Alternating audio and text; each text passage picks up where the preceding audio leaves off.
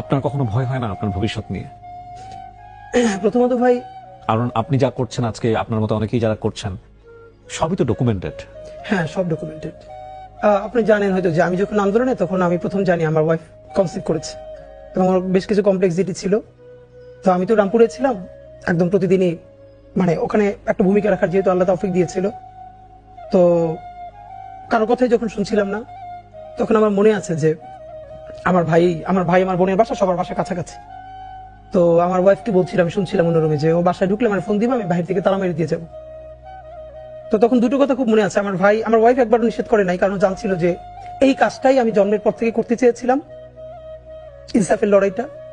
তো আমাকে এখন থামালে আসলে পারবে না, এটাও জানতো, আমার পরিবারও জানতো। কিন্তু তাদের তো আসলে ভাই, বিশেষ করে আমার যখন এখন দুনিয়া একটা বাচ্চা আসবে, তখন আমার ভাই একবার আমাকে বলছিল যে এই বাচ্চাটার কথা তো চিন্তা করা দরকার তোর। তখন আমি দুটো কথা বলছিলাম। একটা হচ্ছে যে এখন পর্যন্ত যেই বাবারা রাস্তায় শহীদ হয়েছে, তাদেরও তো বাচ্চা আছে, এমন তো না দুনিয়া এমনি এমনি আসছে। তাদেরকে যেরকম আল্লাহ দেখবে, ওরও আল্লাহই দেখবে। আর একবার তখন আমি শুনতে পাচ্ছিলাম যে আমার ওয়াইফকে বলতেছিল যে ও বাসায় ঢুকলে বলবা যে আমি বাইরে থেকে লক করে যাব। তখন আমার মনে আছে, আমি যখন বুঝতে পারছিলাম যে এরকমটা করতে পারে, তা আমার বাসার ছাদে পাশ থেকে অন্য পাশ থেকে বের হওয়া যায়। তাই আমি বলছিলাম যে যদি সত্যি এটা করো, যদি আমি 7 তালা দিয়ে লাভ দিয়ে পড়ি, তখন তোমরা কি করবো, আমার বাঁচাইতে পারবা? তো আমার মা খুব মনে আছে যে আমি এমনিতে ভাই, আমি তো সবার ছোট, আর এমনিতেই ছোটবেলা থেকে আমি ভীষণ মানে একদম মায়ের সাথে থাকা আর কি। এখন আমি মানে বাড়ি গেলে মার কাছেই ঘুমাই। তো মা তো কান্নাকাটি করছিলই। তখন মা একটা কথা বলছিল যে এমনি মরে যায়, কিন্তু ওইরকম মানে হত অবস্থা। তখন আমি বলতেছিলাম, মা, কেউ যদি রুমে এসির মধ্যে মারা যায়, আর কাউরি একদম গুলি করে মেরে ফেললো, মানে কবরেই তো যাবে।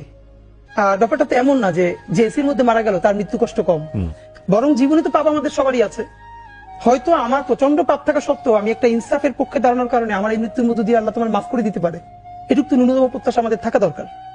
তো আমার মনে আছে যে হ্যাঁ, আর আমি যে কারণে ওই সময় এভাবে করতে পেরেছিলাম, সেটা হলো ওই যেই রক্তের মধ্য দিয়ে, আমি এটা অনেকবার বলেছি যে আমার পাশে কিভাবে একটা ছেলে শহীদ হচ্ছিল, আমি মিছিল দিচ্ছিলাম, আমরা এরকম করে করে, তো আমার পাশে একটা ছেলে ছিল, আমার চেয়েও বয়স কম, ওর পরনে একটা মাস্ক ছিল, হাতে লাঠি ছিল। এটা আমি অনেক শোতে বলেছি। তো হঠাৎ করে দেখি ও আমার মনে হয় একটু দূরে ছিল, লুটিয়ে পড়েছে। ওর পুরো মুখে মাস্কটা, হাতটা দুভাবে এবার ছড়ানো, রাস্তার মাঝখানে গল গল করে রক্ত ড্রেনের দিকে চলে যাচ্ছে। এবং এটা গুলিটা নিচ থেকে আসে না, হয়তো কোনো ছাদ থেকে বা স্নাইপার শুট, কারণ নিচ থেকে আসলে তো আমাদের গায়ে লাগতো। তো তখন আমার মনে আছে যে আমি আসলে কি করব। মানুষ আছে না, কিছুক্ষণের জন্য কোনো সিদ্ধান্ত নিতে পারে না যে আমি ওর কাছে যাব নাকি আমি পিছনে ফিরবো। আমি একদম স্থির হয়ে দাঁড়াইছিলাম। তখন আমার কারা